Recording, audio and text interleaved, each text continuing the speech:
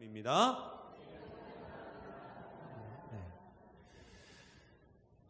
우리는 행복한 사람인 줄 믿습니다. 어제 교회에 손님이 잠깐 오셨는데요. 저랑 예전에 같이 교회에서 계셨던 권사님 한 분하고 전도사님 한 분이 오셨는데, 그 전도사님이 저한테 그러시더라고요. 목사님 굉장히 행복해 보입니다. 그러더라고요. 그래서 행복하다고. 역시 우리 전도사님은 눈이 잘 떠졌다고 제가 그랬는데, 그래서 그 말을 했어요. 우리 교회 이 모토 자체가 물론 우리가 이제 먼저 그의 나라와 그의 의를 구하는 교회이긴 하지만은 또 하나의 모토가 우리가 행복한 사람이다. 그게 우리의 모토지 않습니까? 그러다 보니까 다 행복해질 수밖에 없습니다. 오늘은 그 행복에 관해서 좀 이야기를 나눠보려고 해요. 행복에 관해서. 이 아브라함을 통해서 진짜 행복이 무엇인가 우리가 좀 이야기를 나눠보려고 하는데요. 여러분, 오늘 말씀을 사실 우리가 쭉 보면서 느끼는 점이 있어요. 뭐냐면은 오늘 말씀은 사실 아브라함의 인생 중에서 어떻게 보면 가장 가슴 아픈 사건 중에 하나입니다. 왜냐하면 자신에게는 자식과 같았던, 아들과 같았던 롯과 헤어지는 장면이 나오는데, 이게 지금 좋게 보낸 게 아니에요. 결코 이유가 좋은 이유 때문에 보낸 게 아니죠. 싸워서 보냈거든요. 싸워서. 그리고 이 사건으로 인해서 어떻게 보면 아브라함에게 가장 그 인생의 어떤 전환점이 되었던 그런 사건이 바로 이 창세기 13장에 있는 내용입니다. 여러분, 사실 우리가 오늘 말씀을 통해서 분명히 볼 수 있는 것은, 또 알 수 있는 것은 뭐냐면은 창세기 12장 마지막에 나오는 아브라함과 또 오늘 13장에 나오는 아브라함이 굉장히 많이 다른 걸 우리가 볼 수가 있습니다. 여러분, 12장 마지막에 나오는 아브라함은 두 가지의 실수를 저지릅니다. 애굽으로 가가지고 두 가지의 실수를 저지르는데 첫 번째 실수는 뭐냐면은 하나님께서 약속하신 그 가나안 땅에서 기근이 발생을 하자 그 땅을 서슴없이 버립니다. 하나님이 약속하신 땅이거든요. 언약의 땅인데 그 땅을 버려요. 저주받았다고 버립니다. 그리고 애굽으로 도망치죠. 이게 첫 번째 아브라함의 실수입니다. 그리고 두 번째 실수가 뭐냐면은 그 도망친 애굽 땅에서 자신의 생명을 보존하고자 자신의 아내를 누이라고 속입니다. 사람들에게. 그리고 결국 이 일로 인해서 이 아브라함은 많은 죄물을 취하게 됩니다. 우리는 이러한 모습만 보고 과연 아브라함이 믿음의 조상이 맞나? 하는 그런 의문을 우리가 품을 수밖에 없다는 거죠. 이것은 우리가 일반적으로 생각하는 그 믿음의 조상의 모습이 아니라 완전히 사기꾼이고 그다음에 겁쟁이의 조상이라고 불려도 괜찮을 만큼 형편없는 모습을 12장에서 아브라함이 그대로 보여주고 있습니다. 그러니까 아브라함의 모습을 12장만 보면 우리가 자꾸 고개를 갸우뚱갸우뚱 할 수밖에 없다는 거죠. 그런데 이런 아브라함이 13장에 보니까 누가 봐도 느껴질 만큼 굉장히 변화된 모습을 볼 수가 있습니다. 결국 아브라함은 한 번의 믿음의 조상이 된 게 아니라는 것이죠. 그에게 분명히 믿음의 성장이 있었다는 겁니다. 이게 굉장히 중요해요. 믿음의 성장. 그러므로 여러분, 좋은 믿음이란 그리고 그 믿음으로 인한 그 삶의 변화는 믿음을 가지고 생활하는 그 삶의 과정을 통해서 점점점 자라나고 성장하고 성숙해져 간다는 것입니다. 그러므로 우리는 현재 연약한 자신의 믿음이나 또는 자녀들의 믿음을 보면서 또는 교회 안에 어떤 형제나 어떤 자매의 부족한 믿음을 보면서 결코 실망하거나 좌절하지 말아야 될 것은 이 믿음이라는 것이 한 번에 쑥 하고 자라는 경우가 거의 대부분 없다는 것입니다. 그래서 여러분, 창세기의 말씀을 우리가 계속 보다 보면은 이 아브라함의 믿음이 어떻게 자라가고 어떻게 성장해져 가는가를 우리가 정확하게 볼 수가 있다는 것이죠. 그리고 그가 어떻게 믿음의 조상으로 우리에게 세워져 가는가도 잘 볼 수가 있습니다. 결국 우리의 믿음은 우리의 힘과 우리의 노력으로 세워지는 것이 아니라는 것입니다. 우리가 애쓴다고 해가지고 갑자기 우리의 믿음이 급성장하지는 않아요. 물론 우리의 믿음이 확실하게 변하는, 그리고 쑥 성장하는 어떤 그런 경우들도 간혹가다 있기는 합니다. 그러나 이런 것 역시 결국 우리의 노력으로 되는 게 아니라 하나님에 의해서 만들어지고 하나님에 의해서 이끌어지고 하나님에 의해서 형성되는 줄 믿습니다. 그래서 여러분, 특별히 아까도 제가 광고 시간에도 말씀드렸지만은 우리 교회에서 이번 여름에 7월과 8월에 이 교회 학교와 또 젊은이 사역팀에서 이 여름 행사를 앞두고 있는데, 그래서 여러분 이 일을 위해서 우리가 간절히 기도해야 되는 것도 사실은 다 이런 이유 때문에 그래요. 사실 우리 사랑하는 자녀들의 믿음이 성장하고 또 확실하게 변화되는 좋은 조건 중에 하나가 뭐냐면은 여름 성경학교와 수련회입니다. 그리고 이때 받은 은혜를 가지고 사실 이 아이들이 1년을 살아간다고 해도 과언이 아니에요. 그래서 이 기간에 우리 아이들이 확실하게 하나님을 체험하고 또 십자가의 사랑과 그 교훈을 경험하지 못한다면 사실 1년 농사를 다 망칠 수도 있는 그런 경우가 우리 가운데 발생할 수도 있다는 것입니다. 어떻게 보면은 정말 신앙의 포인트가 되는 날이 뭐냐, 터닝 포인트가 되는 날이 뭐냐, 바로 여름 성경학교고 수련회라는 것입니다. 그래서 우리가 늘 기억해야 될 사실이 있는데, 하나님의 관심은 항상 일에 있지 않고 하나님의 관심은 항상 사람에게 있다는 것입니다. 그래서 하나님은 항상 사람의 변화를 엄청나게 중요하게 생각하시고, 한 사람이 자라서 하나님의 귀한 자녀로 그리고 주의 증인으로 온전히 세워지기를 하나님은 간절히 원하고 계신다는 것이죠. 그러므로 우리는 우리의 사랑스러운 자녀들이 그리고 우리 교회의 미래들이 온전히 하나님의 사람으로 세워지기 위해서 이번에 여름 성경학교 그리고 이 수련회를 위해서 여러분 좀 간절히 좀 기도해 주셨으면 너무나도 감사하겠습니다. 결국 모든 것은 누가 만들어 가시느냐? 하나님이 만들어 가시는 줄 믿습니다. 이 아이들이 성경학교 또 이 수련회를 통해서 이 부분을 경험하고 체험할 수 있도록, 그래서 우리가 함께 기도해야 될 이유가 여기 있는 것입니다. 여러분 오늘 말씀은 결국 이 부분에 관한 이야기입니다. 즉 모든 것은 누가 만드느냐? 하나님이 만드신다는 거예요. 환경이 만드는 게 아니에요. 하나님이 만드신다고요. 그리고 하나님이 이루어 가십니다. 창세기의 주제가 있죠. 베네시트 엘로힘, 즉 예수님 외에는 방법이 없다는 그 창세기의 진리가 오늘 말씀 가운데서도 그대로 적용되어져 가고 있다는 것입니다.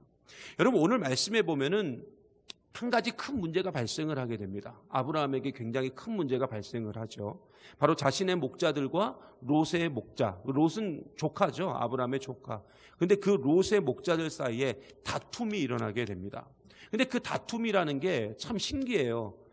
너무 잘 돼서 일어났어요. 안 됐으면 안 일어났는데 너무 잘 돼서. 근데 이런 경우가 사도행전에도 한번 나타나죠. 초대교회가 부흥하게 되자 결국 어떤 일이 일어나느냐? 다툼이 일어났어요. 그러니까 이게 잘 되는 것도 참 그래요. 그렇다면 무조건 안 돼야 될까요? 그것도 아니죠. 그러니까 뭐든지 지혜롭게 해결하는 게 가장 중요한 것 같은데, 아무튼 다툼이 일어나게 됩니다. 아브라함과 조카 롯은 하나님의 도우심으로 인해서 엄청난 부자가 됐거든요. 근데 당시 부자라는 것은 기준이 뭐냐면은 가축의 수예요. 가축의 수. 얼마나 많은 가축이 있느냐. 그러니까 우리 윤동현 장로님이 예전에 이때 계셨으면 완전히 부자셨죠. 네.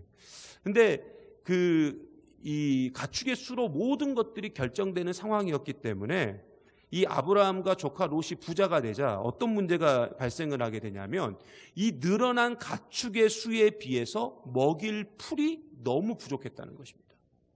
이미 아브라함과 이 롯이 거주하고 있던 땅에는 오늘 말씀에도 나와 있듯이 가나안 사람도 살고 있었고 브리스 사람들도 함께 살고 있었기 때문에 풀이 있는 땅은 부족하고 먹일 가축은 많다 보니까 결국 가족 간의 충돌이 일어나게 된 것입니다. 근데 문제는 뭐냐면 이 충돌이 가족 간의 충돌로 끝나면 좋은데, 아까 말씀드렸던 그 가나안 사람, 브리스 사람과의 충돌로도 이어질 수 있는 그런 긴박한 상황 가운데 놓이게 된 것입니다. 그래서 아브라함이 이런 위험한 상황에서 좀 벗어나고자 하나님 앞에 기도하면서 그가 응답을 받은 게 뭐냐면은 결국은 롯을 분가시키는 거였어요. 롯을 분가시키는 것. 그래서 롯을 부릅니다. 조카 롯을 불러서 네가 좀 분가했으면 좋겠다. 지금 그렇지 않고서는 이 문제가 해결되지 않겠다라고 말을 하자, 이 제안을 롯이 좀 생각해 보겠습니다 뭐 이렇게 해야 되는데 어떻게 했어요? 그냥 단숨에 받아들입니다. 그러니까 롯도 계속 분가하고 싶었던 것 같아요. 자기만의 어떤 계획이 있었던 것 같죠. 근데 그 계획은 우리가 이따 보면 알겠지만요. 결국 분가에 대한 제안을 하게 되죠. 근데 재미있는 건 뭐냐면은 이 모든 제안의 주도권을 아브라함이 누구에게 넘겨버리냐면 롯에게 다 넘깁니다. 롯에게. 이게 대단한 일이죠. 그리고 오늘 말씀 9절에 이렇게 증거합니다. 우리 9절 말씀 같이 한번 보겠습니다. 같이 봅니다. 시작. 네 앞에 온 땅이 있지 아니하냐? 나를 떠나가라. 네가 좌하면 나는 우하고 네가 우하면 나는 좌하리라. 아멘. 여러분, 아브라함은 충분히 자신이 욕심을 낼 수 있었거든요. 그리고 모든 주도권을 자신이 쥐고 흔들 수 있는 상황에서 그 모든 권한을 지금 조카 롯에게 다 넘겨버립니다. 그리고 롯이 먼저 자신이 원하는 땅을 선택할 수 있도록 기회를 주죠. 그리고 10절에 보면 이렇게 증가합니다. 우리 10절 말씀 같이 보겠습니다. 시작. 이에 롯이 눈을 들어 요단 지역을 바라본즉 소알까지 온 땅에 물이 넉넉하니 여호와께서 소돔과 고모라를 멸하시기 전이었으므로 여호와의 동산 같고 애굽 땅과 같았더라. 아멘. 오늘 식사 안 하셨어요? 왜 이렇게 소리들이 갈수록 적어지죠? 네. 요즘 저 혼자 읽고 있는 것 같은 느낌이 들어요. 제가 여러분하고 같이 읽자고 한 것은 이유가 있어요. 이유가. 예, 이래야 첫째는 졸지 않고, 그리고 그래야 말씀에 한 번 더 집중하면서 무슨 말인가 하고 또 고민하기도 하고 그래서 같이 읽자고 하는 건데, 제 목소리가 좋은 건지 아니면은 여러분이 읽기 싫은 건지, 둘 중에 하나겠죠. 자, 여러분, 이 아브라함의 제안을 받은 롯, 아까도 말씀드렸지만 그 제안을 받자마자, 그러면 삼촌 제가 좀 생각 좀 해보겠습니다. 이랬습니까? 아니면은 그냥 냉큼 받아들입니까? 냉큼 받아들여요. 우리 흔한 말로 네 가지가 없도록, 그렇죠? 냉큼 받아들입니다. 냉큼 이 제안을 받아들여요. 단 1초의 망설임도 없이 바로 아브라함의 제안을 받아들여가지고 평소에 점 찍어 놓았던 소돔과 고모라를 선택합니다. 그러니까 이 롯은 평소에 계속 소돔과 고모라가 마음속에 있었어요. 마음속에. 그러니까 이 기회가 언제 오냐 하고 있는데 오자마자 바로 이야기를 하고 바로 그쪽으로 떠나버리죠. 여기서 보면 롯은 이 소돔과 고모라를 표현할 때 이렇게 표현합니다. 여호와의 동산 같고 뭐와 같았더라? 그죠? 애굽 땅과 같았더라 이렇게 말을 합니다. 여러분, 여호와의 동산, 애굽 땅 이 말은 당시에는 어떤 말이냐면은 최상급 표현입니다. 우리로 따지면은 뭐 천국 같다, 뭐 이런 표현이 되겠죠? 천국 같다. 그러니까 최상급의 표현을 할 때 사용했던 말인데, 롯은 여러분 아시다시피 창세기 12장에 이미 애굽을 한번 경험합니다.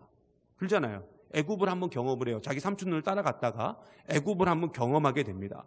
이때 롯은 이전에 보지 못했던 화려한 문명을 보게 되었고 이 모든 것들이 하나님께서 주신 복이다 이렇게 생각을 한 거예요. 이 사람이. 그러니까 착각을 한 거죠. 하나님께서 주신 복이다. 이런 복이, 하나님이 이런 복을 주셨기 때문에 이렇게 문명이 발전하게 되었다 이렇게 생각을 하게 됩니다.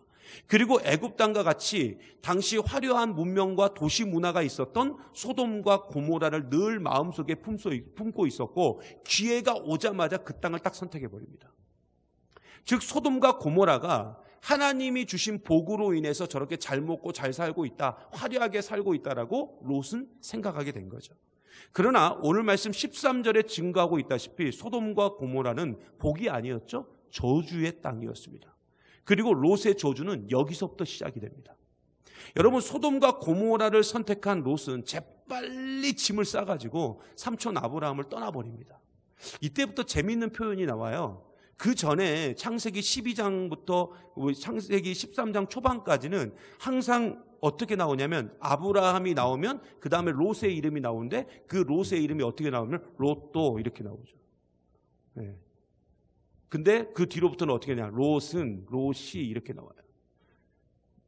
웃자고 한 얘기했는데 아무도 재빨리 지금 캐치를 못 하셨네요. 네.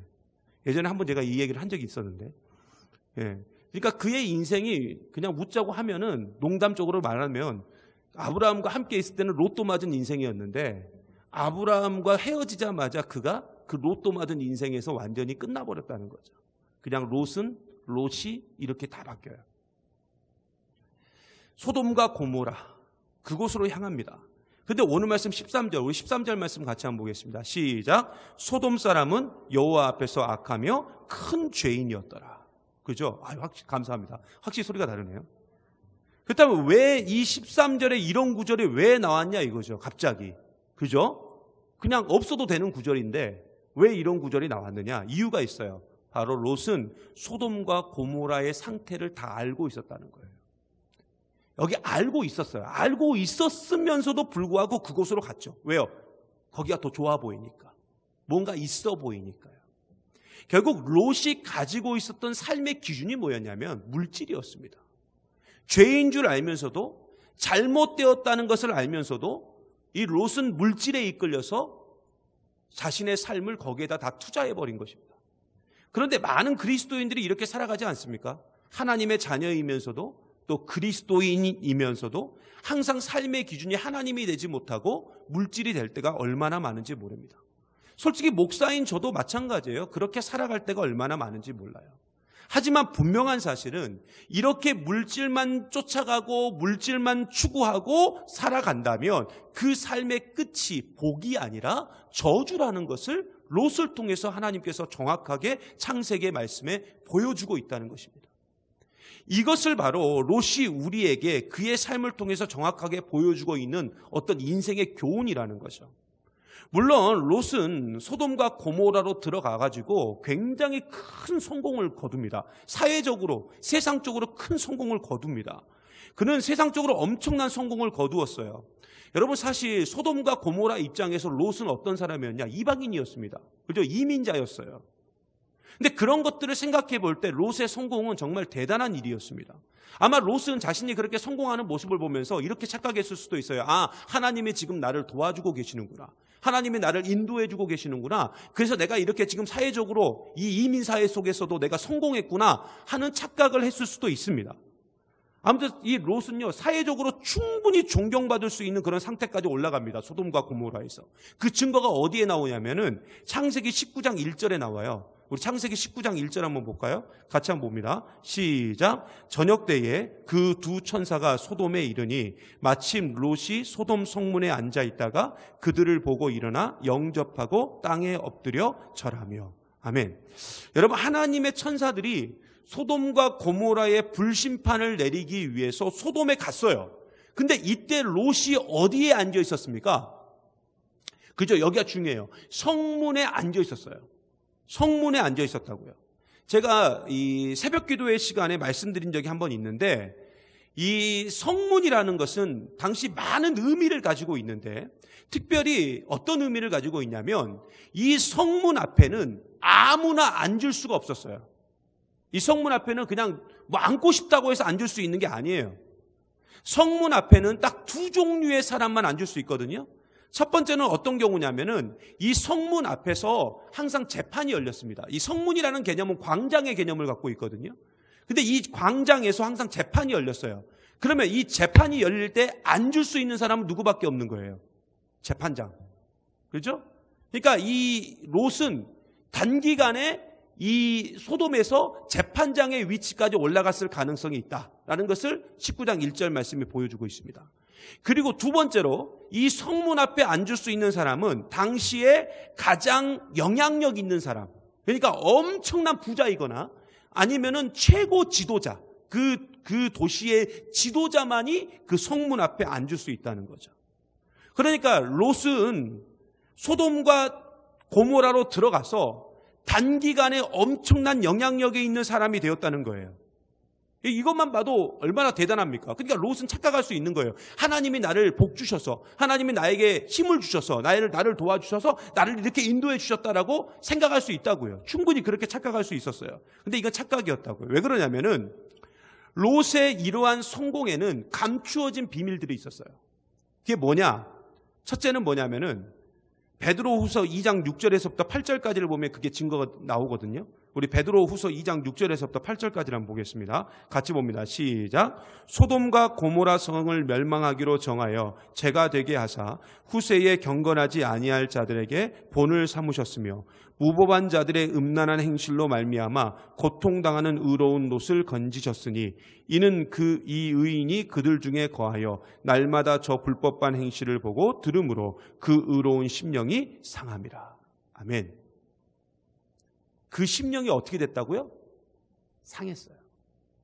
성공했는데. 여러분 생각해 보세요. 우리가 생각하기에는 엄청난 성공 아닙니까? 엄청난 성공이잖아요. 모든 게 잘 됐어요. 근데 그 심령은 상했다고요. 여기서 보면은 고통당하는 의로운 롯 이렇게 나오지 않습니까? 결국 롯은 세상적으로 보면은 엄청난 성공을 거두었지만 그의 마음은 항상 고통스러웠습니다. 돈이 많고 재물이 늘어나면 행복할 줄 알고 또 소돔과 고모라로 그렇게 해서 왔지만 그에게 남은 것은 상처뿐인 영광이었다는 것입니다. 여러분 저 인천에 가면 박보영 목사님이라고 계시죠? 아주 유명한 목사님이신데 그 목사님이 목사님 되기 전에 했던 일이 뭐였냐면은 의사였습니다. 의사. 근데 그분 간증을 좀 들어보면은 대단하신 게 뭐냐면 점심 때 비행기를 타고 일본으로 넘어간대요. 그리고 일본 가서 골프를 치고 다시 비행기를 타고 한국으로 넘어와서 오후 진료를 했답니다. 그러니까 그렇게 살았대요, 자기 인생을. 그러니까 정말 화려하게 사신 거죠. 그런데 그렇게 화려하게 막 살았는데 집에 딱 들어와 보니까 아내가 이혼 증서 하나 써놓고 나가버렸대요. 그러면서 그때 안 거죠. 모든 게 허무하고 모든 게 부족하고 여기 딱 표현대로 하면은 그 심령이 상해버린 거예요. 겉으로 보면은 굉장히 화려하고 멋진 인생을 살고 있었지만 그 속은 다 썩어 문드러져 있었다는 거죠. 그리고 이분이 그때부터 이제 그 의사의 길을 내려놓고 이 목사의 길을 걷게 됩니다. 근데 그분 이제 간증이 유튜브에 많이 떠돌기 때문에 여러분이 뭐 보시면은 더 자세히 알 수 있겠지만은 결국 롯이 그랬어요. 롯이 경제적으로 풍족하고 모든 게 만족스러웠지만 그의 속에는 항상 고통이 있었어요. 아픔이 있었다고요. 여러분 롯은 어쨌든 간에 하나님의 사람 아니었습니까? 그는 믿음 안에 살았던 사람이었어요. 그런데 그런 그가 무법과 음란의 상징인 소돔과 고모라에서 아무리 성공했다 할지라도 그에게는 분명히 고통이 있었다는 것입니다. 그리고 이 롯의 성공 뒤에 감추어진 또 다른 비밀이 있어요. 그게 뭐냐? 자신의 가족들이 하나님의 말씀을 무시했다는 것입니다.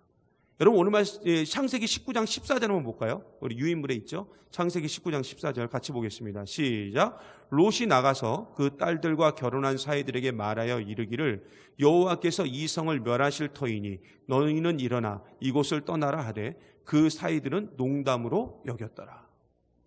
여러분 하나님의 불심판이 이 소돔과 고모라에 일어난다는 것을 알게 된 롯은 자신의 가족들에게 전해줍니다. 이런 일들이 일어나니까 우리가 빨리 피해야 되겠다. 근데 그때 사위들, 정확히 말하면 딸과 사위거든요. 이 딸과 사위들은 이 하나님의 말씀을 뭐로 여겼다고요? 농담으로 여겼대요. 장난으로 여겼어요. 여러분 가족들의 반응이 이러했으니 당시 소돔과 고모라에 살았던 주민들의 반응은 어땠을까요? 더 농담으로 여겼겠죠. 결국 롯은요, 외부적으로 보면 세상적으로 보면 굉장히 성공한 인생이었지만 그는 신앙적인 영향력을 하나도 미치지 못했던 그냥 껍데기와 같은 그런 인생이었습니다. 그러니까 그의 성공은 알고 있는 성공이 아니라 껍데기만 있는 성공이었다고요. 그리고 그 성공의 결과가 어떻게 됐느냐? 결국은 창세기 19장 37절 38절에 나오는데 이렇게 증거합니다. 우리 같이 봅니다. 시작. 큰 딸은 아들을 낳아 이름을 모압이라 하였으니 오늘날 모압의 조상이요. 작은 딸도 아들을 낳아 이름을 베남미라 하였으니 오늘날 암몬 자손의 조상이었더라. 여러분 소돔과 고모라의 멸망으로 인해 가지고 쫓겨나온 롯의 가족들은 어떻게 됐느냐? 사위들은 끝까지 안 가겠다고 버티다가 결국 불에 타 죽었고요. 아내는 하나님의 분명한 경고가 있었죠. 그 유명한 뒤를 돌아보지 마. 그죠? 뒤를 돌아보지 마 했는데 어떻게 됐어요? 보지 마라 그러면 꼭 보고 싶은 게 인간의 마음 아닙니까? 그래서 결국은 뒤를 돌아봤다가 그 유명한 소금 기둥이 돼버립니다. 그리고 롯의 두 딸들, 끝까지 뒤를 돌아보지 않았던 두 딸들은 어떻게 했느냐? 갑자기 걱정이 밀려오는 거예요. 어떤 걱정이 밀려오느냐? 우리는 더 이상 남편도 없고 우리는 아이도 없고 후손도 없으니 어찌하면 좋을까? 그러면서 그녀들이 생각해냈던 게 뭐냐면 평소에 소돔과 고모라에서 경험했던 일을 그대로 행합니다. 아버지를 술을 먹여요. 그리고 첫째 날은 큰딸, 둘째 날은 작은 딸이 아버지와 같이 합방을 하게 됩니다. 관계를 맺죠. 그러면서 결국은 태어나지 말아야 될 모압, 암논이 태어나게 됩니다. 그리고 이 모압과 암몬은 성경에 보면 끊임없이 이스라엘 민족을 괴롭혔던 거머리와 같은 민족이 되어버립니다. 그러므로 롯이 하나님을 버리고 선택했던 그리고 삶의 기준이 되었던 물질 자체가 롯에게 영광이 되었습니까? 저주가 되었습니까? 결국 저주가 되었습니다. 개인적으로도 가족적으로도 그리고 민족적으로도 그는 저주를 만들어냈습니다. 여러분, 우리가 매번 예배 때마다 이 설교 전에 함께 인사하고 교제하면서 나누는 인사말이 뭡니까? 바로 우리는 행복한 사람입니다. 이게 우리 인사죠. 여러분, 세상적인 행복의 기준은 뭐 둘도 볼 것도 없어요. 물질이에요. 그렇지 않습니까? 물질입니다. 그 물질의 풍성함이 행복의 기준이고 행복의 조건이죠. 여러분, 지금 여러분이 가지고 있는 개인적인 통장에 한 10억씩 들어있다고 아니, 요즘 10억 갖고 택도 없고 한 20억씩 들어있다고 한번 생각해 보십시오. 벌써 생각만 해도 기분이 얼마나 좋고 마음이 든든하며, 우리 자식들, 우리 자녀들에게 내가 뭐도 해줄 수 있고 또 나는 이거 가지고 뭐도 할 수 있고 하는 그런 계획들이 머릿속에 쫙 잡히지 않습니까? 예전에 청년들을 데리고 이렇게 이제 그 대화 프로그램을 이렇게 해요. 대화 프로그램. 그런 걸 이제 하는데 뭐 이제 각 주제를 던져줘요. 다 주제를 던져주는데 그 주제마다 별로 그렇게 애들이 썩 시원치 않게 대답을 하는데 딱 하나는 정말 재밌게 대답을 하더라고요. 그게 뭐였냐면, 지금 당신에게 10억이 있다면 어떻게 하시겠습니까? 그랬더니 그냥 막 쉬지 않고 막 이야기를 하는데요. 그게 사실 우리 일반적인 모습이죠. 뭐 저도 지금 저한테 10억이 있으면 뭐 하겠냐 그랬다면 당장 교회 부채를 갚겠습니다. 목사이기 때문에 그렇긴 하겠지만은. 여러분, 그 물질의 그 풍성함이 사실 행복의 기준이고 행복의 조건 아니겠습니까? 그런데 우리 중에 물질이 풍족한 사람이 얼마나 있겠습니까? 그죠? 그럼에도 불구하고 우리가 행복한 이유가 뭘까요? 바로 이 답을 해준 사람이 아브라함입니다. 여러분, 아브라함이 행복할 수 있었던 이유, 그리고 그가 결국 믿음의 조상이라는 그 타이틀을 가질 수밖에 없었던 이유는 바로 하나님이 그와 함께 하셨기 때문에 그렇습니다. 그러므로 하나님과 함께 하는 것이 복이고, 우리는 이것을 우리 가슴 속에 깊이 간직하고 빼앗기지 말아야 될 줄 믿습니다. 이것을 놓치는 순간 우리는 세상의 복을 추구하게 되어 있고, 결국 아무것도 이 세상에 남기지 못하거나 하나님과 반대되는 것을 우리가 남길 수밖에 없다는 것입니다. 그러므로 우리는 우리의 인생의 주인을 오직 하나님으로 삼고 내 인생의 주도권을 하나님께 넘겨드려야 될 줄 믿습니다. 그렇지 않고서는 절대로 우리는 하나님과 함께 하심을 누릴 수도 없고요, 하나님만이 주시는 복을 누릴 수가 없어요. 여러분, 오늘 말씀 10절에 보면 이렇게 증거하고 있습니다. 우리 10절 말씀 같이 다시 한번 보겠습니다. 같이 봅니다. 시작. 이에 롯이 눈을 들어 요단 지역을 바라본즉 소알까지 온 땅에 물이 넉넉하니 여호와께서 소돔과 고모라를 멸하시기 전이었으므로 여호와의 동산 같고 애굽 땅과 같았더라. 자, 여기 보세요. 여기서 보면 이에 누가요? 롯이 뭘 했어요? 눈을 들었어요. 이 눈을 든 주체가 누굽니까? 누가 눈을 든 거예요, 지금? 이제 롯이 눈을 들었어요. 여러분, 이걸 잘 기억하셔야 돼요. 그러니까 이 롯이 소돔과 고모라를 선택했지 않습니까? 그 선택의 주체가 누구였냐면은 롯 자신이었어요. 자기 자신. 그러니까 자기가 자기 삶의 주인이었다는 거죠. 그래서 그는 죄가 있는 줄 알면서도, 거기가 정말로 죄악의 땅인 줄 알면서도 거기를 선택했던 것입니다. 그런데 여러분, 14절 말씀 한번 볼게요. 14절 말씀 같이 봅니다. 시작. 롯이 아브라함을 떠난 후에 여호와께서 아브라함에게 이르시되 너는 눈을 들어 너 있는 곳에서 북쪽과 남쪽 그리고 동쪽과 서쪽을 바라보라. 여러분, 여기서 벌써 롯이 이렇게 나오죠. 이제 롯은 이제 별개예요. 근데 롯이 아브라함을 떠난 후에, 잘 보세요. 여기가 중요해요. 여호와께서 아브라함에게 이르시되 하면서 뭐라고 말씀하셔요? 너는, 이렇게 말해요. 너는 눈을 들어, 이렇게 말하거든요. 아까 롯은 어땠어요? 자기가 자기 눈을 들었어요. 그러니까 그 주체가 자기 자신이었는데, 아브라함이 지금 눈을 든 것은 누가 눈을 들라고 한 거예요? 그렇죠? 하나님이. 그러니까 아브라함의 인생의 주체는 아브라함이 아니라 하나님이었다는 것입니다. 롯이 떠난 후에 이젠 황폐한 땅만 차지할 수밖에 없었던 아브라함에게 하나님이 분명히 이렇게 말씀하시는 거예요. 너는 눈을 들라. 여기서 보면 아브라함도 눈을 들어서 보게 되었는데, 아브라함의 눈은 아브라함의 결단, 아브라함의 의지로 눈을 든 게 아니라 하나님이 들라고 한 거예요. 들어라! 이렇게 얘기한 겁니다. 그러니까 실망과 좌절 그리고 아픔 가운데 있던 아브라함의 눈을 들게 하신 분은 결국 하나님이었다는 것입니다. 결국 이 말씀이 우리에게 주는 교훈이 뭐겠습니까? 바로 우리는 항상 내 삶의 주체가 누구이고 내 삶의 주인이 누구인지를 정확히 알고 가야 된다는 것입니다. 그래서 우리는 시간이 걸리고 때로는 아픔이 있다 할지라도 하나님이 우리에게 눈을 들라고 할 때까지 우리가 해야 될 일은 뭐냐면 엎드려서 기도하는 것밖에 없어요. 엎드려서 기도하는 것밖에 없다고요. 하나님은 우리가요, 베네시트 엘로힘으로 우리가 채워질 때까지 우리를 기다리고 계셔요. 그래서 우리는 항상 예수님을 우리 가운데 가득 채워야 됩니다. 예수님이 아니면 방법이 없다는 마음으로 우리를 예수님으로 가득 채워 나가야 돼요. 그렇다면 예수님으로 가득 채운다는 건 결국 뭐냐? 바로 저 십자가를 묵상하는 겁니다. 저 십자가의 정신으로 사는 거예요. 매일 내 꿈, 내 의지, 내 결단 다 십자가에 못 박아 죽여버리고 내 생각, 내 계획 전부 십자가 앞에 우리가 다 내려놓을 때 우리는 예수님으로 우리를 채울 수 있는 줄 믿습니다. 그런데 오늘 말씀에 아브라함이 딱 그런 상황이었어요. 소망이 끊어지고 희망이 사라지자 하나님은 그의 눈을 들게 하셨어요. 나는 아무것도 할 수 없습니다. 나는 하나님 외에는 이제 방법이 없습니다라고 고백하자 눈을 들라 이렇게 말씀하신 거예요. 그리고 뭐라고 말씀하셨어요? 동, 서, 남, 북 다 봐라. 다 네 거다. 네가 이쪽 끝에서 저쪽 끝까지 다녀봐라. 다 네 거다. 결국은 이전에 보지 못했던 더 넓고 더 좋은 세상을 아브라함이 보게 된 겁니다. 그래서 우리는 믿음이 강해질수록 그리고 우리의 믿음이 커질수록 사실 세상에서 힘든 일을 겪을 수밖에 없어요. 여러분 그걸 인정하고 가셔야 돼요.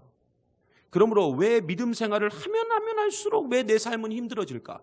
아브라함도 그랬잖아요. 믿음이 커지면 커질수록 그 가운데 계속 고난만 옵니다. 근데 이게 당연한 거예요. 이게 어쩔 수가 없는 거예요.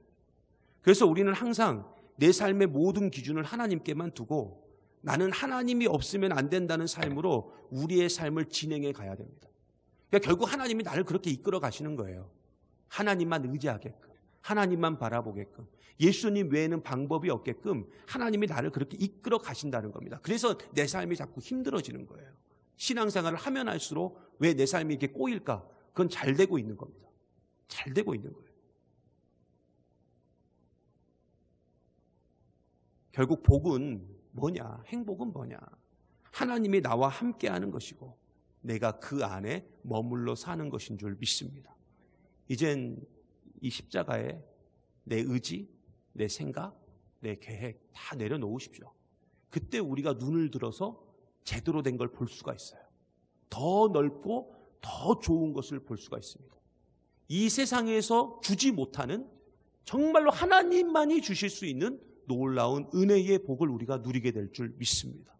그러므로 항상 우리 주님께서 눈을 들라고 하실 때까지 끝까지 엎드려 기도함으로 그 기도함을 통해서 자꾸만 챙기려고 하지 말고 그 기도함을 통해서 자꾸만 내 자신을 내려놓음을 통하여 하나님이 원하시는 아름다운 복된 삶을 누려가는 우리 믿음의 종 되시기를 간절히 소망합니다.